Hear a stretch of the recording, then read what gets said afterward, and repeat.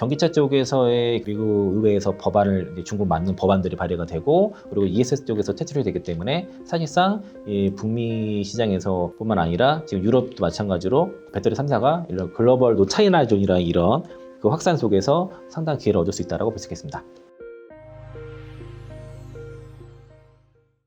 자, 이렇게 전략 들어봤고요. 이번에는 그러면 2차 전지 관련해서 이슈들 하나씩 나온 거 한번 짚어보면서 이야기를 나눠보도록 하겠습니다.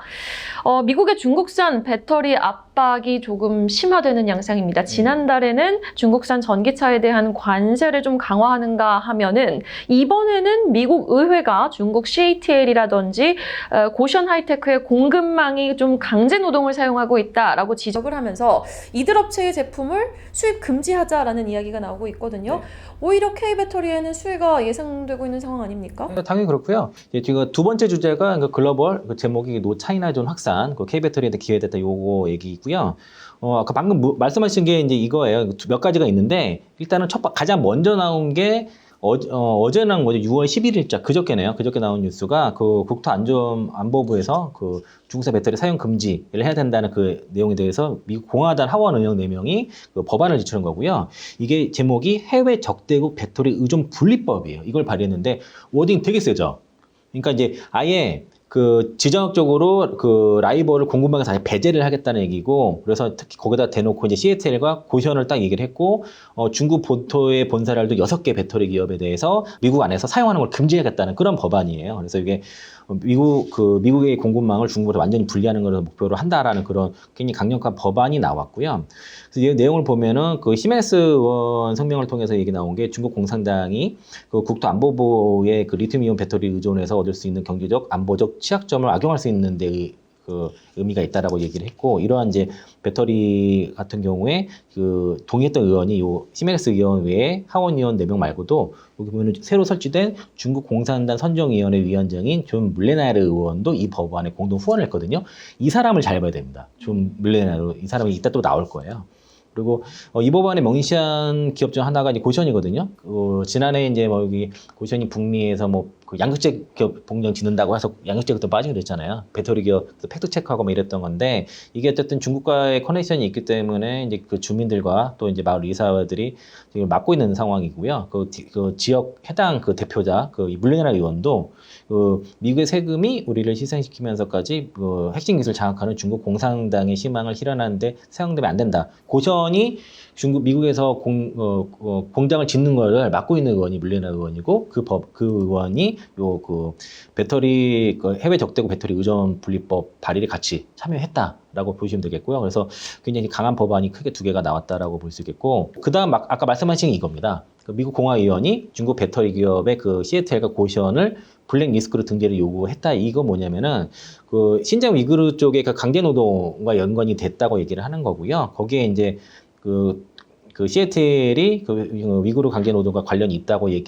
관련이 있기 때문에 이제 수출을 블랙리스트에 등재를 해야 된다라고 하기 때문에, 이거는 그 IRA법에 의한 FOC 규정은 더 센 겁니다. 다만 이제 뭐 CATL 쪽에서는 이제 이거 우리는 위구르 강제 노동과 관련이 없다라고 이제 완전 허위라고 주장하고 있는데, 요게 이제 그 CATL과 고션 같은 게 미국 내 공장 설립을 추진하고 있는 거고, 뭐 포드랑 CATL 간의 그런 기술 협력은 지금 포드가 좀 물러났죠. 일단 같이 기술 이전 받아서 공장 짓는 거는 조금 이제 물러난 상태고, 고션 같은 경우도 지금 20억 달러 규모의 배터리 공장을 좀 설립하려고 하는데 이게 쉽지 않을 것 같아요. 지금 현재 상황으로는. 그리고 요게 이제 그날 발표된 날 CATL 주가 좀 빠졌고 급락했고요. 그다음 또 급락했습니다. 그래서 이제 관련된 기업들 CATL과 이제 이런 고션 하이테크 주가가 좀 하락을 최근에 하고 있다라고 볼 수 있겠고요. 이제 CATL 주장이 좀 맞지 않은 게, 이게 2023년도 7월달 기사인데 이때도 뉴욕이 났습니다. 미국 하원 의원이 이제 그 포드 CATL 그 배터리 합작 그 조사 착수에서 사실상 반대 의견을 한 이유가 신장 위구르의 그 리튬과 그 강제 노동과 관련이 있다라고 얘기를 했고, 이 이유가 그 중국 광산업체 지터가 그 신장 위구르 자치구 리튬 광산 탐사권을 이제 획득을 했거든요. 여기에 2대 주주가 CATL이기 때문에 연관이 있다라고 얘기를 한 상황이라서, 이게 정리가 되지 않는 이상에 신장 위구르 강제 노동 사건과 지금 CATL이 자유스럽다라고 좀 볼 수 있겠고요.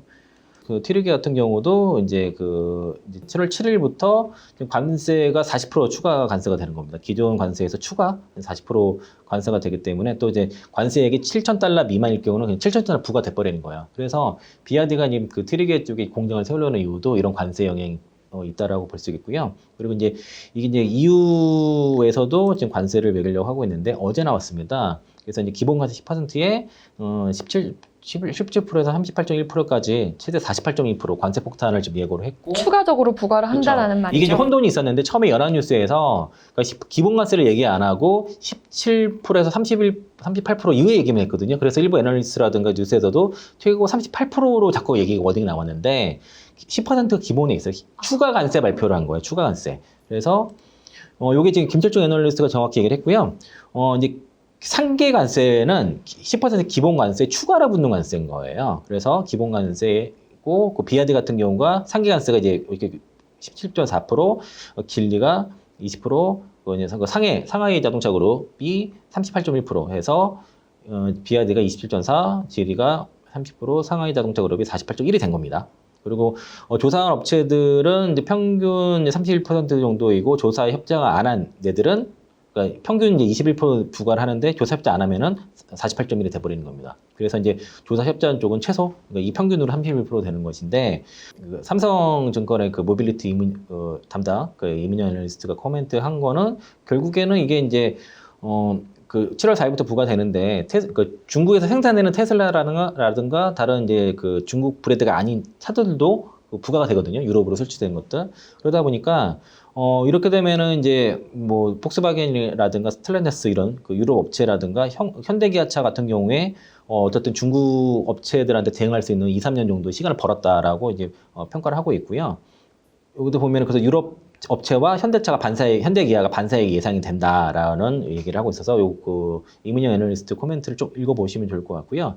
또 이제 중국 업체들이 그래서 이제 현지 공장을 이제 건설을 하려고 좀 준비 중에 있어요. 그리고 헝가리 공장은 이제 2023년도에 헝가리 공장을 건설하기로 비아디가 결정을 해서 지금 건설 중에 있어서 25년 말에 가동 예정이고 이 공장도 지금 검토 중이고 체리가 이제 올해 4월 달부터 이제 스페인 쪽에서 이제 생산 공장 계약을 체결했고 뭐 요즘 볼보라든가 이제 스텔란티스와도 리모터랑 기업도 이제 조인트 벤처 설립하고 진출하려고 하는데 시간이 걸리겠죠. 이를 하더라도 당장 공장 짓는다고 해서 당장 짓고 또 수율도 나오려고 램프업 되려면 시간이 걸리기 때문에 당장에 그렇게 뭉을 수 있는 여력은 별로 크진 않을 것 같고 요거는 이분 거 제가 자주 인용을 하는데요. 그 닐 텔레그램 채널에서 얘기하는 게 결국에는 이번 관세 인상이 중국 전기차들의 가격 경쟁력을 크게 하락할 수밖에 없다는 것이고 중국 전기차가 유럽 시장에 진출 많이 한 이유가 가격이거든요. 덤핑으로. 그러니까 배터리 자체를 수출하려고 하기에는 그거를 채택할 수 있는 차가 없기 때문에 중국의 전략이 아예 전기차째로 파는 거예요. 전기차 자체를 싸게 덤핑으로 통째로 그걸 파는 전략을 썼는데 그게 이제 지난해 좀 먹히다 보니까 배터리 3사가 이제 유럽 시장에서 점유율이 떨어졌던 이유가 됐던 것이고 문제는 중국이 아닌 유럽에서 유럽 노동자를 고용하고 거기에 대해서 오무자재를 수출하게 되면은 중국 내에서 생산하는 거에 만큼의 가격 경쟁을 가지 어렵다는 거죠. 그게 어쨌든 가장 장점이 싸다는 건데 그 장점이 없어진다는 거라 볼 수 있겠고 또 이제 이번 조치로 인해서 그렇게 되면 아무래도 이제 중국에서 생산하는 것보다 유럽으로 어떻게 진출하려는 시도가 많아질 것이고요. 그리고 이제 중국 업체가 중국 메이커가 됐든 아니면 테슬라라든가 뭐 볼보라든가 이제 중국 내에서 생산하는 다른 브랜드가 됐든 간에 유럽 쪽으로 생산을 많이 할 것인데 이렇게 된다고 하면은 유럽 내 생산 공장을 가져가고 있는 게 현대기업차도 그렇고 우리 배터리 기업들도 그렇고 또 소재 업체들도 유럽 공장이 있거든요. 훨씬 유리한 조건을 맞이할 수 있겠다라고 좀 볼 수 있겠고요. 지난해 유럽 시장의 중국 전기차 그룹의 판매량 비중을 보면은 기리 자동차가 이제 순수 브랜드뿐만 아니라 여기 들어가는 그 브랜드들 더 있어요. 유럽 브랜드들이 있는데 길리 자동차가 59.6%, 상하이 자동차 그룹이 34.4%, 비아디가 3%입니다. 지난해 이제 중국의 판매량 비중을 보면 그런데 여기는 이제 얘네 순수 중국 브랜드만 있는 게 아니에요. 다른 브랜드 뭐 볼보라든가 포함된 건데 근데 이번 상계 관세를 보면은 비아디가 27.4%, 길리가 30%, 상하이 자동차 그룹이 48.1이죠. 그럼 뭐 이걸 보면은 여기만 잡으면 되는 거죠. 확실히 보이시나요? 네, 가장 높네요. 네, 여기를 제한을 시키면은 중국 자동차들이, 전기차들이 유럽에 진출한 건 상당히 막힐 수 있는데 거기가 세금이 제일 높아요. 확실히 높습니다. 그래서 이게 효과가 분명히 있을 거다라고 저는 보는 이유가 일부 증권사에서도 효과 미비할 거라 얘기를 잠깐 오늘 막 하더라도 인터뷰도 하고 그 코멘트도 하고 그러는데 그렇지 않을 것 같아요. 이로 봤을 때는 이게 상당한 효과가 있을 것 같습니다. 상당히 비중이 높은 곳에 관세 타격이 높네요. 그렇죠. 이게 두 개의 타격이 가장 높죠. 지금 확실히 높습니다. 그래서 이걸 좀 보시면 되겠고, 그리고 이제 이거는 이제 전에도 한번 보여드렸던 편인데, 이거 IRA법과 여기 대중 관세로 인해서 이제 그 중국이 미국 진출한 것들이 막혀 있는 상황에서 여러 법안들이 발의가 되면서 거의 그 숨통을 다 끊어놓는다고 볼 수 있으면 좋겠고요. 다만 이제 그 ESS 쪽 같은 경우에는 이제 2년쯤 유예가 된 거죠.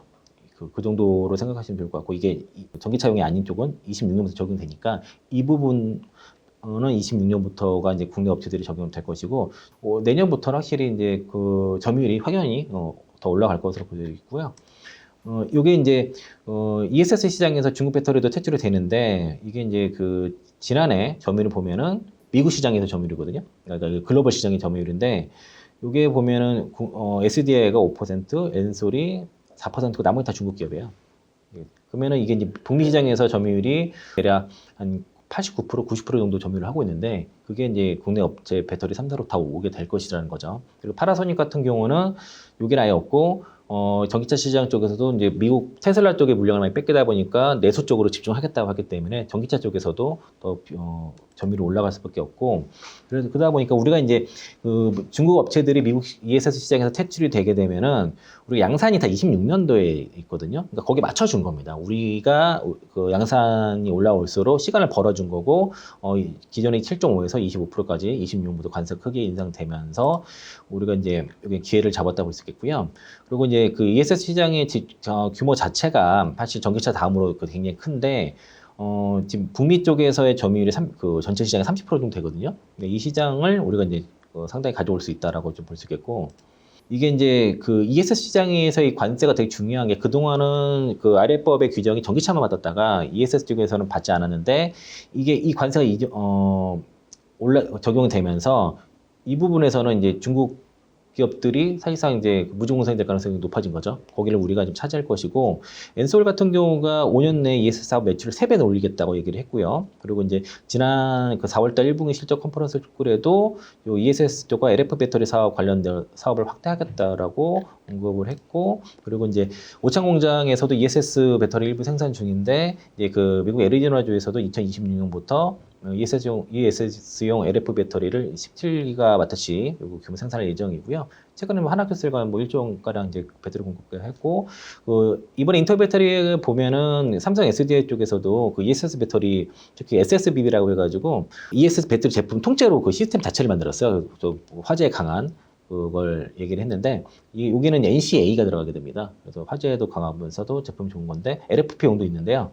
이게 양산 시점이 26년도입니다. 그 SK온도 지금 26년도를 준비하고 있어서 대체로 지금 배터리 3사의 타겟은 다 26년도라고 좀 볼 수 있어서, 그래서 이제 앞에서 종합을 하게 되면은 이제 전기차 쪽에서의 그 미국 의회에서 법안을 이제 중국 맞는 법안들이 발의가 되고, 그리고 ESS 쪽에서 퇴출이 되기 때문에 사실상 이 북미 시장에서 뿐만 아니라 지금 유럽도 마찬가지로 이제 그 배터리 3사가 이런 글로벌 노 차이나 존이라는 이런 그 확산 속에서 상당한 기회를 얻을 수 있다라고 볼 수 있겠습니다. 자, 이렇게 그럼 배터리 3사 노 차이나 존에서 열린 기회에 아주 과감한 투자로 베팅을 하는 분위기인데, K배터리 캐즘 돌파 승부수, 이거 진짜 기대를 걸어도 좋은 걸까요?